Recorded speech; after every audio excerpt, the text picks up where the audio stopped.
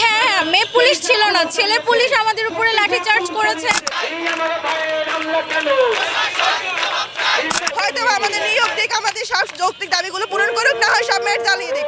তারা ছেলে মেয়ে কিছু দেখে নাই, ইচ্ছা মতো মারছে। পুলিশরা কালকে আমাদের উপরে আক্রমণ করেছে। আমরা কিন্তু শান্তিপূর্ণ মিছিল নিয়ে শাহবাগ থেকে আসছিলাম। আমরা কোনো গ্যাঞ্জাম করিনি, কিংবা আমরা কোনো রকম কোনো রাষ্ট্রবিরোধী কোনো কার্যকলাপ আমরা করিনি। আমরা কিন্তু সাধারণ ছাত্রছাত্রী, সাধারণ স্টুডেন্ট। আমরা শাহবাগ থেকে মিছিল নিয়ে হাইকোর্টের সামনে যখন আসি, তখন পুলিশ আমাদের উপর অতর্কিত হামলা চালায়। আমরা অতর্কিত হামলা চালায়, লাঠিচার্জ করে। আমরা সেখানে কিছু না নিরুপায় হয়ে আমরা দৌড়াদৌড়ি করা শুরু করি। তখন কিন্তু রাস্তায় অনেক সাধারণ জনগণও ছিল, যারা কিনা এই পুলিশের এই লাঠিচার্জের ফলে আমরা যে বিচ্ছিন্ন হয়ে গিয়েছিলাম, ওনাদের উপরও একটা হামলার সৃষ্টি হয়েছিল। আমাদের অনেক স্টুডেন্ট ঢাকা মেডিকেলে এখনো ভর্তি আছে, এবং ওরা এখনো আশঙ্কা মুক্ত না। ওরা এখনো ঢাকা মেডিকেলে ভর্তি আছে, হাত ভেঙে গেছে, মাথা ফেটে গেছে, অনেকের এখনো পর্যন্ত ভালো মতো সেন্স আসে নাই। এরকম আসলে পুলিশের কাছ থেকে আমরা আশা করিনি, কারণ 2024-এর জুলাইয়ের আন্দোলনের পরে আমরাই তো ছিলাম, আমরা ছাত্ররাই তো ছিলাম। সেই আন্দোলনের পরে 2025-এর ফেব্রুয়ারিতে আসলে আমরা এটা আশা করতে পারি না পুলিশের কাছ থেকে। আহত হয়েছে এখনো পর্যন্ত 120-25-এর মতো ধরা হচ্ছে আর কি। অন্যান্য অনেক ম্যাচ থেকে তো এসেছে, সবার পরিসংখ্যান এখনো পর্যন্ত সঠিকভাবে জানি না।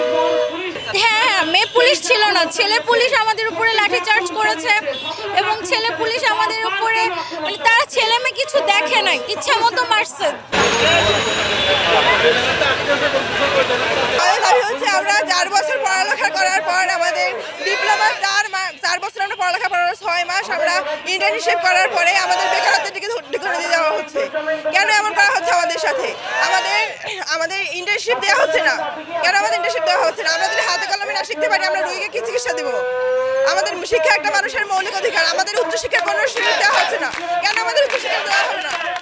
মানুষের শিক্ষাটা মৌলিক অধিকার। শিক্ষার জন্য আমরা রাস্তায় কেন আসবো? আমরা না খেয়ে বাবা মা সবার খেতে বাধ্য হয়ে রাস্তায় এসে বসে আছি। আমরা অনশন কর্মকর্তা করছি, আমরা কেন আমরা না খেয়ে বসে থাকবো শিক্ষার জন্য?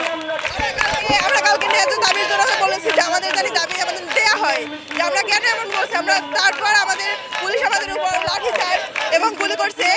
তো এখন শুধু আমাদের কাছে সময় যাচ্ছে। আমাদের এর আগে আমরা ঢাকায় গণজামায়াত করে গেছি 22 তারিখে।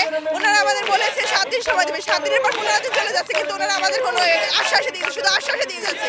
আমাদের কোনো কিছু বলছে না, কোনো সঠিক কোনো সিদ্ধান্ত আমাদের দিচ্ছে না। হয়তো আমাদের নিয়োগ দিক, আমাদের সব যৌক্তিক দাবিগুলো পূরণ করুক, না হয় সব মেয়ের জ্বালিয়ে দিক। শুধু বলে মেয়ের যৌক্তিক সবই সব যৌক্তিক দাবি হলে কেন আমাদের দাবিগুলো পূরণ করছে না? ফাইজলামি নাকি যে আমাদের দাবিগুলো পূরণ করবে না, শুধু যৌক্তিক বলবে? যৌক্তিক বলে কেন পূরণ করতেছে না তারা? আমার ভাইয়ের মারলে কেন?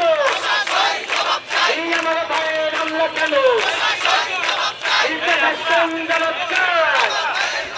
এই সাংবাদিক ভাইয়ের মারলে কেন? এই সাংবাদিক ভাইয়ের মারলে কেন? এই সাংবাদিক ভাইয়ের মারলে কেন? এই সাংবাদিক ভাইয়ের মারলে কেন? এই ভাইয়ের মারলে কেন?